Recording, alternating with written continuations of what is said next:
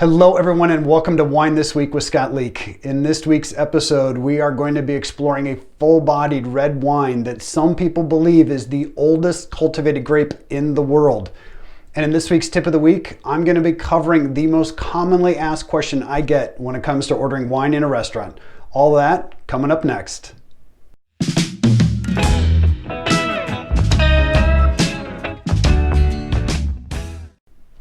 I am excited to get started today. This is wine number 1 of 52 wines I'm going to be reviewing over the next year. We're starting with Aglianico. Number 1, it just happens to fall first alphabetically. But as I mentioned, this happens to be the oldest cultivated grape in the world, according to some. And it was believed to have been planted by the Greeks in southern Italy around the 8th century BC. It is also known to be the most noble grape, or the noble grape, of southern Italy. So if you didn't find the wine world to be pretentious enough, they went ahead and started referring to their wines as noble.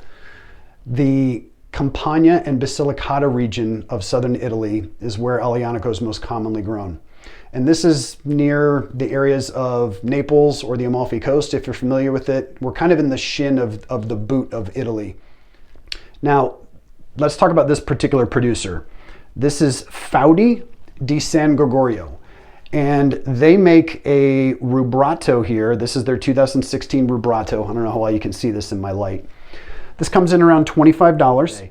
And the winemaker said that this is really peaking at around a 2 to 5 year window. That's what he's striving for with this one. This is the 2016, so we're right in that sweet spot. So I'm excited to get started tasting this wine. All right, enough with the history lesson. Let's get to drinking some wine.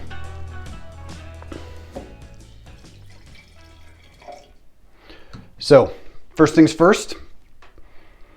Nope. See, I already screwed up. Supposed to do the color first. I just can't help it. I love the smell of wine. So, I don't care. I'm going to do it anyway. Color first. This is a really pretty color. It's not as dark as I expected it to be. With the grape being as thick as it is, I thought going to be a little bit more opaque.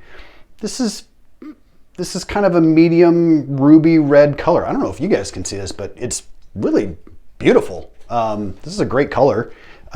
There's not a lot of orange around the edges, so it looks like this is a 4-year-old wine. I would guess this is young based on its appearance. But again, it's lighter in color than I expected to be. Not light like a Pinot is going to be, but lighter than I thought. But it's clear, it's vibrant, it's bright. Really nice color. Let's get to the nose. Very clean nose. No sign of any heat damage, oxidation, taint, anything like that. The intensity level of the smell is kind of middle of the road. It's not delicate. It's not like overly powerful either. What's interesting though is I'd guess the wine to be a little bit older by its smell. The color gave away its youth, but it smells a little bit older than it is, and that's not a bad thing. A lot of red fruit. I'm getting some raspberries. I'm getting some like sour or tart cherries on it. And then there's definitely those components of old world Italian wines. It's rustic, it's earthy, there's a little leather or dustiness. Actually, no, not leather. What it is, this smells like a cigar box. So not the tobacco, not the cigar itself, but that cedar of the cigar box is what I smell. And I don't really get any oak. So I smell the wood of cedar, but not oak. There's not that vanilla that I normally get. So if I had to guess, I'd say they probably did not use new American oak. Maybe they used old French oak. I'm not really an oak expert. But it's a really nice nose. I get a little black olive as well, which is not super rare. I get it once in a while in wines, but I'm getting it here. Okay, let's give this a taste.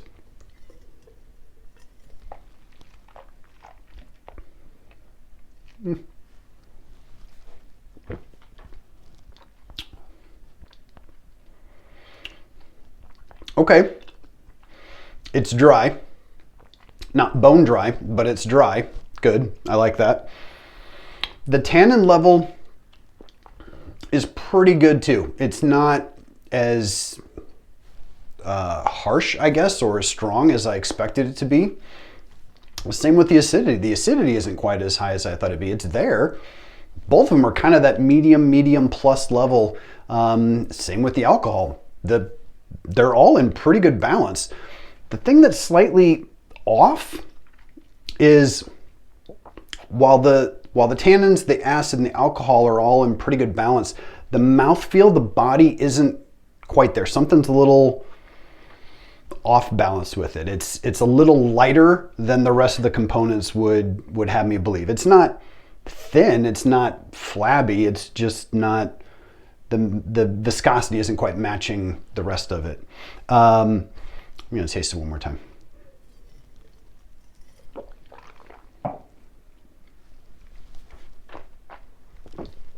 Okay, I'm definitely getting those red fruits, the sour cherry, the raspberry, those are both there.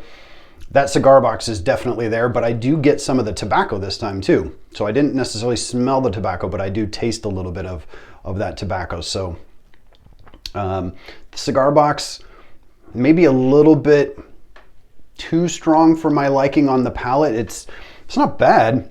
It just seems to overpower the fruit a little bit, making this a little simple. And it's a $20 wine, so I shouldn't be terribly disappointed by that. The finish is pretty good. It's kind of medium-like finish. I'm still kind of tasting it. It wasn't quick. It's not crazy long either. It's got a nice finish.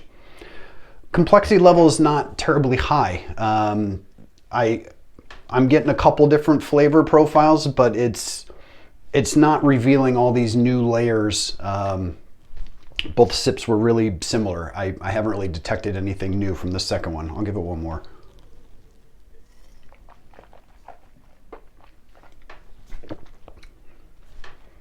Yeah, it's a good wine. I'm a little underwhelmed. I kind of wanted to like this more, and I would certainly try this at a higher price point. I'll try a different producer, and this is why I said in my last video, like, you need to do two wines side by side to really have something to compare and contrast. This particular producer makes a Aglianico in the region of Turasi, which is a classified region, and it's the highest kind of rated region, if you will, in southern Italy.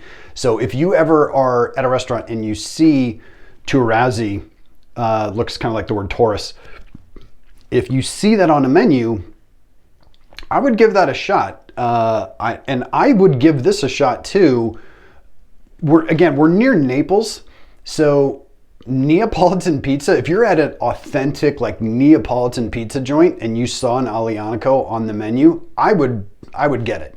I think this would go well with Neapolitan pizza, or just kind of your basic Southern Italian pasta and tomato sauce fare. I think this would work fine, particularly one that's not overly complicated. The wine's not overly complicated, and that's not a bad thing. Sometimes it's nice just to have wine to sip and enjoy, but I do think this would be better to sip and enjoy with food than just by itself like this. So there you go. That's Aglianico, or at least that's this Aglianico. Speaking of restaurants, let's talk about this week's tip of the week. How do you know you're getting a good value at a restaurant when you don't know what these wines cost retail? This is a tough question. It's a common question I get, and I've got a couple of things to help you navigate this and make sure that you don't get the most egregious markup on the menu. Number one, we need to understand that the markups on the menus are somewhat justified. I used to get really worked up about these, and I've come to kind of mellow out a little bit, and here's why. Restaurants have two sources of income. That's it. Food and booze. The food doesn't have a whole lot of profit margin on it. The alcohol does. So when you're thinking about all the things that go into the experience that you have at this restaurant, the staff, the silverware, the plateware, the stemware, which they break all the time, these are things that they have to bake into the two revenue sources that they have. So the wines are marked up quite a bit. So now you need to understand that there is a sliding scale when it comes to markups on wine. The cheaper the bottle, the bigger the markup. if you're buying a bottle of wine that costs them $10, chances are they're going to charge you $50, $60 for it. If you're looking to buy a bottle of wine that maybe you're willing to spend $75 on it, probably costs them $25. If you're looking to buy a bottle of wine that costs $100, it maybe costs them $40 to $50. The higher amount you're willing to spend, the less markup the restaurant is able to charge. They get to a point where they even just do a flat dollar amount on a lot of bottles once you get to a certain dollar amount. So consider spending a little bit more than maybe you were hoping to spend, knowing that you're going to get an incrementally better value by spending a little bit more on that bottle. Next, you need to understand that wines by the glass are some of the worst values in the restaurant. And what you can do is ask right when you get there, before you start ordering anything to drink, find out if you order a bottle of wine and you don't finish it, can you take it home?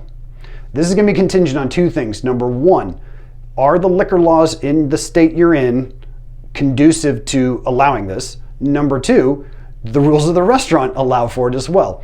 If the answer is yes to both of those, you are always better off buying a bottle of wine, letting them put the cork back in it. They'll put it in maybe a plastic bag with a seal on it, and you can take the bottle home. If you're there on a business meal, let the client take it home. Talk about scoring some major brownie points with your client. You're better off getting the bottle of wine. The bottle's going to hold about 750 milliliters. Each glass is going to hold about 5 ounces if they're pouring it right. So they can get 5 glasses out of each bottle of wine. If you're going to order 3 to 4 glasses, you've already broken even buying the bottle instead of the wines by the glass based on how much they mark those up. Additionally, they've done studies and they know that if you're willing to buy red wines by the glass, they can charge you a higher markup on those than if you're ordering white wine by the glass. So keep that in mind as well, whether you're drinking white wine or red wine. Red wines by the glass have even higher markups than the white wines by the glass. Next, and you're really not going to like to hear this one, they charge the most on the wines you know the best. So most of us really like California, Napa Valley, Cabernet Sauvignon. So does everybody else. So what wines have the highest markup on most restaurant menus? Napa Valley Cabernet. So if you like Silver Oak and you like Opus One or you like The Prisoner, guess what? They know you know those labels. They know you're not going to venture outside your comfort zone. They're going to mark those up the most. How do you get a good value? You look at something like Aglianico. You look at something that is a little bit off the beaten path, maybe not as well known. That's really how you're going to get your best values when you're looking at different bottles. So, shameless plug here. Keep watching this channel because I'm going to explore 52 different varietals over the next 52 weeks. And just knowing a little bit more, knowing a couple more names, knowing that, yeah, you know what, this is going to work, you're going to save yourself a lot of money than buying the same old thing that you know that's within your comfort zone. Restaurants are going to charge you for your comfort zone.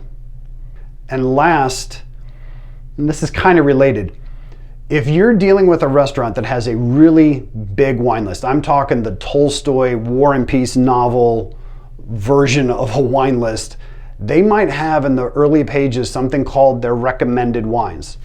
Now, not to say that these are bad wines. These are probably very, very good wines and they were well selected to be on the recommended list.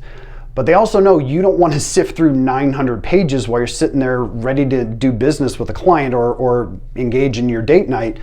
So you're going to look at the first 2 pages that have the recommended wines. You're going to pick one of those easy ones, probably one you know. Or even if you don't, the fact that they're recommending it is going to make you more likely to buy it. They're going to mark those up a little bit more.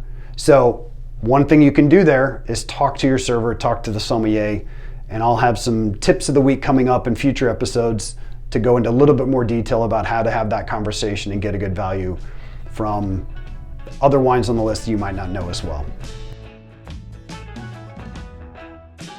All right, that does it for this week's episode. Thanks for watching.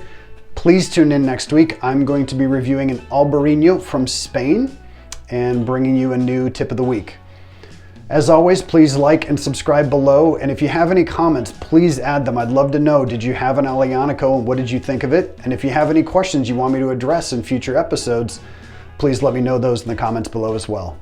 Thank you very much. And until next week, cheers.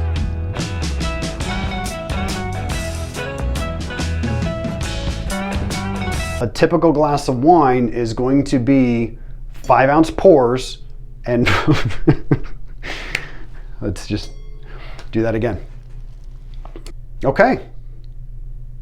Stop saying okay. You said okay all the time. Aglianico is from southern Italy in the Campania or Basilicata region. And some people call this the noble grape. Jesus, this is the first sentence. How do you screw this up so bad? And tip of the week will be, you just wrote it 20 minutes ago. How do you not remember what the tip of the week is? Please join me next week when I will be having